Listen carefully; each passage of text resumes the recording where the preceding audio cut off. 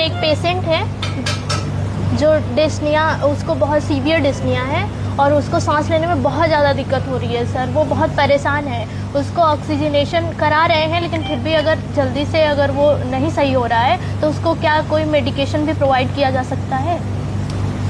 सवाल अच्छा है कि अगर एक पेशेंट हमारे पास इमरजेंसी में आया है जिसकी सांस बहुत कस के फूल रही है, हम जो कर सकते थे हमने नेबुलाइज कराने की कोशिश करी, काम नहीं बना।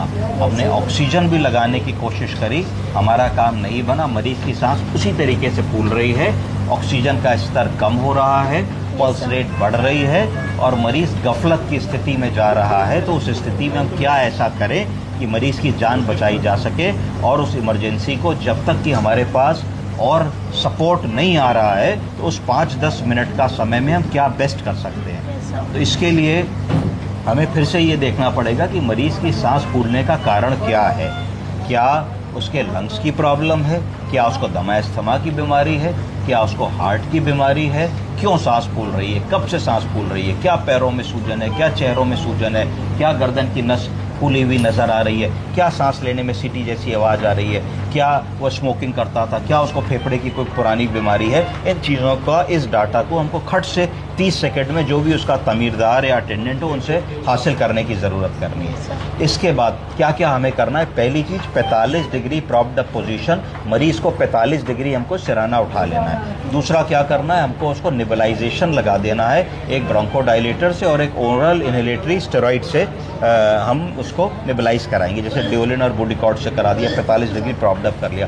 फिर ऑक्सीजन को हम लोग बाई मास्क लगाएंगे और 4 लीटर से शुरू करेंगे और अगर नहीं आराम मिल रहा तो 8-10 लीटर तक हम उसको लगाएंगे। अगर हमारे मरीज़ का बीपी परमिट कर रहा है और बीपी 140/90, 150/90 आ रहा है, थोड़ी थोड़ी पैरों में सूजन है, तो तत्काल एक डायूरेटिक का इंजेक्शन लेसेक्स या डाइटोर तड़ातड़ लगा देंगे बिना कुछ सोचे हुए।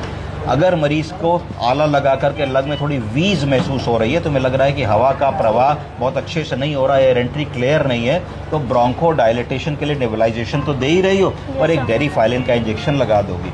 अगर मरीज़ की शुगर बहुत ज़्यादा नहीं है तो उस समय इमरजेंसी को बचने के लिए एक स्टेरॉइड जैसे कि हाइड्रोकॉर्टिसोन 200 मिलीग्राम उसको लगा दोगी। तो तुमने क्या तुम्हारे दिमाग में आया कि भाई सांस फूलने के मोटे मोटे कारण बने खराब फेफड़े, तो खराब फेफड़े के लिए तुमने डेरिफाइलिन टाइप की दवा यूज़ की जिसने ब्रोंको डायलिटेशन किया, एयर का रास्ता चौड़ा कर दिया। तो पहले कम हवा जा रही थी, तुमने ब्रोंको डायलिटेशन करके रास्ता चौड़ा कर दिया, ज़्यादा हवा और ऑक्सीजन जाने लगी, सांस फूलना बंद हो गया। फिर तुम्हें लगा कि हार्ट कॉज हो सकता है, कार्डियक कंजेशन हो रहा होगा, तो तुमने लेसेक्स या डाइटोर का इंजेक्शन लगाया जिससे कि खटाखट आधे घंटे के अंदर 300-500 ml पेशाब हो गया और मरीज़ को आराम मिल गया।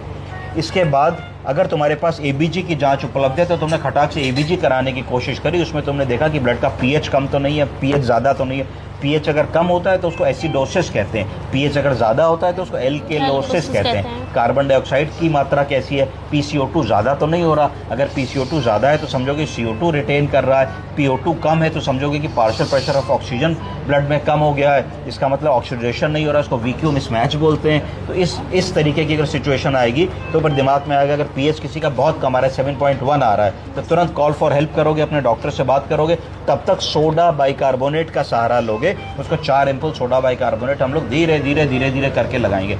कई बार ये एक्सपीरियंस से देखा गया है कि अगर आप सडन किसी को सोडा बाइकार्बोनेट लगाते हैं तो कई बार उसका ब्रीदिंग शैलो हो सकती है और अरेस्ट भी हो सकता है। तो जब भी आप सोडा बाइकार्बोनेट लगा रहे हैं तो आपके पास कम से कम बाईपैप का इंतजाम होना चाहिए। अगर बाईपैप का इंतजाम नहीं है तो आपके पास एम्बू बैग होना चाहिए, एम्बू बैग में मास्क लगा होना चाहिए, आपके पास 1-2 लोग हेल्प के होने चाहिए कि अगर मानिए मरीज़ को रेस्पिरेटरी डिस्ट्रेस होता है और बढ़ता है, अरेस्ट में जाता है, तो आप कैसे उसको CPCR करेंगे, कैसे आप उसको एम्ब्यू वेंटिलेशन करेंगे जब तक कि कोई आके इंटूबेट आपके मरीज़ को नहीं कर रहा है। आपको तब तक इंटूबेशन के सामान की व्यवस्था कर लेनी है, लैरिंगोस्कोप मंगा लेना है, 3 ब्लेड्स रख लेने हैं, 7, 7.5, 8 और 8.5 नंबर की ट्यूब्स रख लेनी है। इतने सब व्यवस्था को आपको हैंडल करना है। तो बड़ी से बड़ी रेस्पिरेटरी रिलेटेड इमरजेंसी आएगी तो जो 5-7 मिनट का समय इंपॉर्टेंट होता है, जिस समय ये होता है क्या करे कहीं कुछ हो ना जाए, तो उसमें ये सब अगर आप करेंगे तो आपको कम से कम ये ग्लानि नहीं होगी कि जो मैं कर सकती थी, चाहे PHC लेवल पे, CHC लेवल पे, छोटे जिला अस्पताल के लेवल पे, छोटे बड़े चिकित्सालय के लेवल पे जहाँ बहुत सारा सपोर्ट उपलब्ध नहीं है, तो मैंने कम से कम अपना ट्राई तो पूरा मारा। इसमें एक गुड 60-70% संभावना होगी कि पेशेंट सेटल हो जाएंगे, 10-20-30% होगी सेटल नहीं होंगे, थोड़ा आराम होगा तो आप उनको शिफ्ट कर सकती हैं, रेफर कर सकती हैं। ठीक है। हो गया आपका सवाल?